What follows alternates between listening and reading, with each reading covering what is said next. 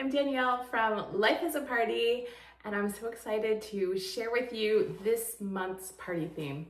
The theme is Circus. We're under the big top, and in this video, I want to share with you all the details of how I put together the decor for this party, including this amazing circus tent in my dining room.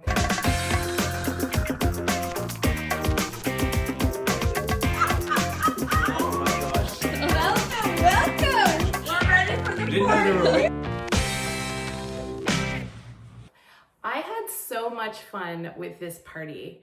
We picked Circus for February because I live in Toronto and it's been snowing since November. It has been the longest winter and I just felt like myself and all my friends could use some fun, and there's nothing more fun than circus. This is not a kids circus party though. We're going for elevated circus, circus chic. It's a circus dinner party for adults, and it's got so many fun details that I can't wait to share with you. Our very first project was turning the dining room into the big top.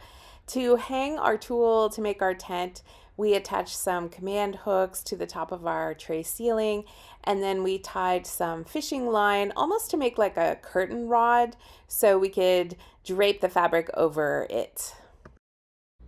Our first job was to work out how long the pieces of tulle needed to be.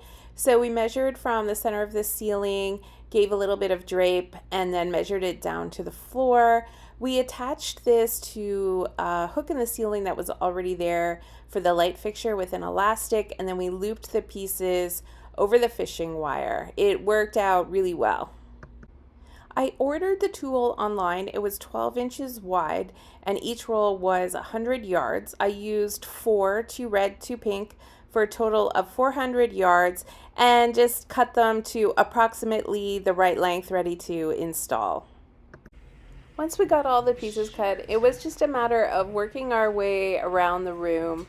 It was kind of time consuming. I wouldn't suggest doing this the day of your party. We worked on it over the process of several days and just did like an hour or two at a time, but it was definitely worth the effort because it looked amazing when we were finished. When we were planning this project, I did consider different materials we could use. Some people do this with fabric, some people use plastic tablecloths. I thought about ribbon or crepe paper. We landed on tulle and it worked out really well. It's very lightweight and easy to work with. It wasn't too expensive. We'll be able to reuse this for other creative projects after, because one of the things I didn't like about the idea of using tablecloths was that it would all end up in landfill, the plastic ones that come on a roll. And also, I really loved how it was kind of see-through. It gave this real magical feeling to the entire room. Everybody's favorite view was the ceiling. It looked amazing, but we did have one problem, and that was static cling. I had the idea to use some static card spray, and it worked really well. Once we had it all sprayed, then I could cut the lengths so they were just kissing the floor, and then everything was hanging beautifully and our tent was ready. The goal with the tent was to create wow factor, and boy did it deliver. Our next DIY for the party was to decorate these plastic animals. I found them at the dollar store and some from the thrift store. Now, I am not for real live animals being used in a circus, but I have no problem dressing up some toys. And it gave a real whimsy to the table and kind of a vintage vibe. I used all kinds of different things. Some of the pink tulle turned into a skirt. I used ribbons. I made some little paper hats. We used pom-poms. And I also added some little plastic jewels to a lot of the animals. These came out so cute, and they were a really fun addition to the centerpiece for the party, and my guests thought they were really cute too. I also made some stickers using Canva and then print and cut on my Cricut machine To decorate our candy trolley where my guests could grab some candy as a party favor, we made these stickers for the lollipops. The lollipops are from the dollar store, and this just really dressed them up and made them fit our theme perfectly. And then I also made some stickers for these little paper bags. I set up all this candy on this vintage cart. I used beautiful glass jars and some canisters, added some tulle and fairy lights, and it was just a really nice addition to the party. I also wanted to decorate my little console table by the front door for when guests first arrived. So I ordered this Welcome to the Circus print online.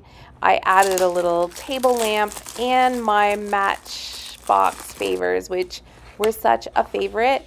I purchased these little boxes of matches, and then I made a sticker to cover the top and the bottom. It says life is better at the circus, and these just turned out so cute, and all my guests really liked them. I was being nostalgic and thinking of when people used to give out matches for smoking. My guys will probably use them more for candles, but they were adorable and a really fun addition to the party. Next, it was time to set the table. I ordered the tablecloth online, and I was really happy with the red and pink stripes. We used our everyday dishes. I already had these napkins, and it was a great way to add more stripes to the table. And then I went with gold cutlery to pick up on all the gold stars that we added as an accent, and our brass candlestick holders. We added in the animals that we decorated, and they were the perfect, cute little addition and a fun talking point. I also picked up some fresh flowers. I thought roses were the perfect addition to the circus because they're kind of romantic and went with our theme. I also wanted to do striped candles. I didn't have any luck finding any online, so what's a girl to do but make your own? I used regular old pink acrylic craft paint and just carefully added the stripes. They weren't perfect, but I felt like the wonkiness added to the circus vibe. A couple of them needed 2 coats of paint to cover, and they just looked so great on the table and were another great way to add in the stripes. They were inexpensive to do, and they burned perfectly fine. Lastly, I arranged the roses. I went with a deep pink and red and just did them in these small clear glass vases, and they were a great addition to the table.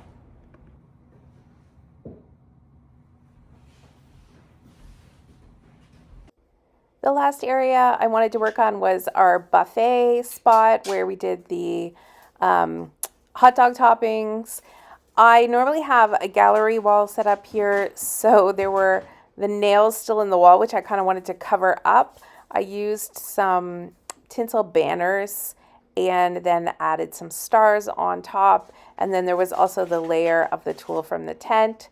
So it looked really great as a backdrop and was inexpensive and easy to do. Something I like to do when I'm entertaining, if I have time, is to write out the names of what's going in each dish and just lay it out. Makes it easier when you're in the busyness of getting all the food out, and also if anyone wants to help you, they can see exactly what to do. And then I've got my bigger platters already as well. And one more tip, don't forget to include the serving utensils. It'll just make it easier and you won't have to think about it when you're trying to finish up at the last minute. Working on printing my menus, and I found a spelling mistake. Arugula is spelled wrong.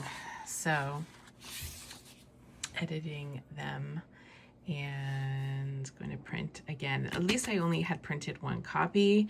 Hopefully there's no other mistakes because spelling is not my strong suit, but hey. Okay, we're printing out a test puppy. Let's see if she's good to go. This version looks good, so let me print the rest of these and get them cut out. Once I had those menus all printed out with no mistakes, I cut them using my paper cutter and added them to the table as the final detail.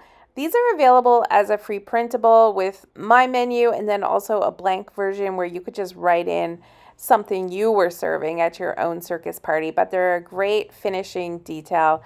And I was just thrilled with how this decor came together. The table looked magical, and I knew it would be the perfect backdrop for a really wonderful evening with all my friends.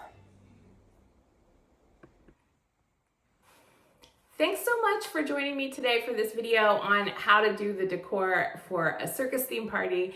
I admittedly got a little bit carried away with all the details, but for me, that is half the fun. I hope it inspires you. Please like this video, subscribe so you won't miss any others.